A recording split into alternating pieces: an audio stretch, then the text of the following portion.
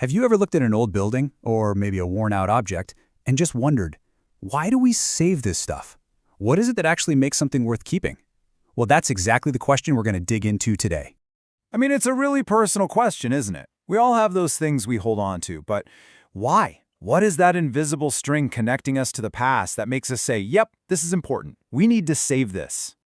So to get to the heart of this, we're going to use a really simple analogy as our guide. Grandma's sweater. Now I know it sounds a little folksy, but stick with me here.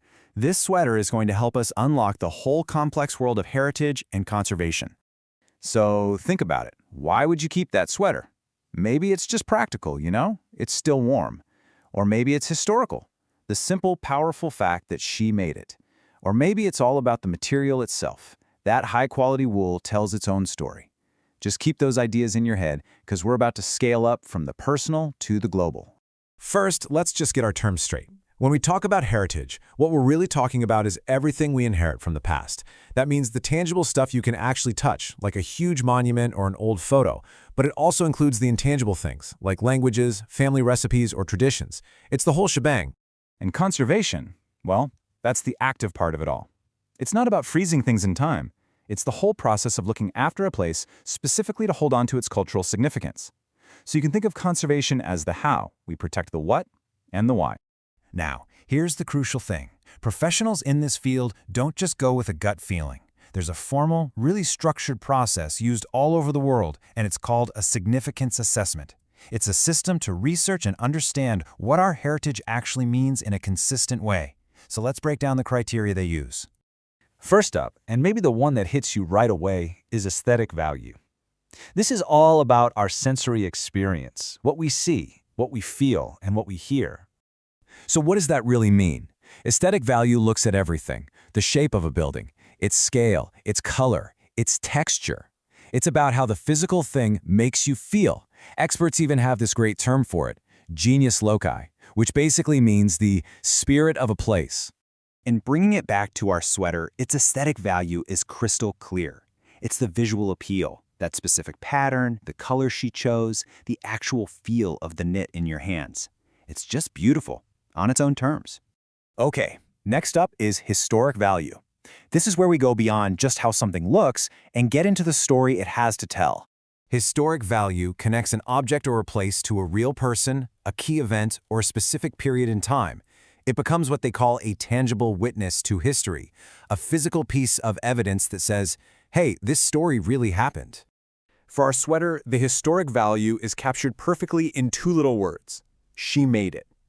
That simple fact instantly transforms it from just a piece of clothing into a direct physical link to a person and a moment in your family's history. All right, now for a value that might kind of surprise you when you're thinking about old things, the scientific value. Scientific value is all about potential. It's the ability of a place or an object to teach us something new, to give us actual data.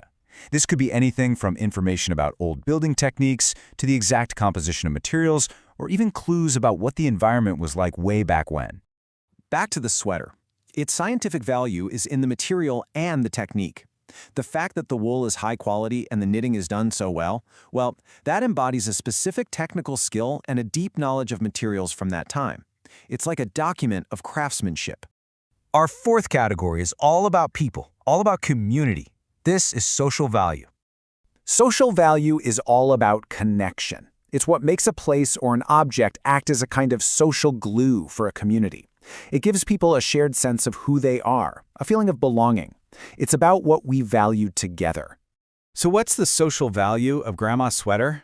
It's the role it plays in your family. Maybe just seeing it as a key part of family get-togethers. That makes it a really powerful symbol of connection and belonging for your specific group. And finally, we come to the fifth and often the most profound category, spiritual value. And this goes way beyond formal religion. Spiritual value is about that intangible sacredness of a place. It's tied to the beliefs, the traditions, the practices that are just deeply meaningful for a certain culture or community, whether they're written down or not. And for the sweater, its spiritual value could be found in a ritual.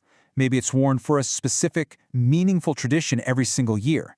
That act of repetition, of pure intention, gives the object a deeper, almost sacred meaning within the family's own culture. So let's pull all those threads together.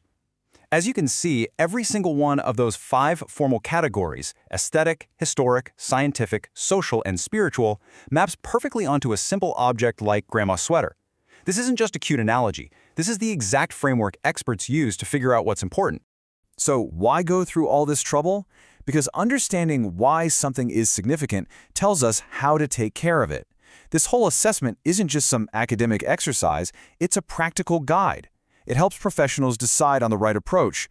Do we preserve a place exactly as it is, restore it to how it once was, or maybe adapt it for a new purpose while still respecting its past? And this really gets to a fundamental idea in conservation. Enjoying our heritage isn't just a right we have, it's a duty.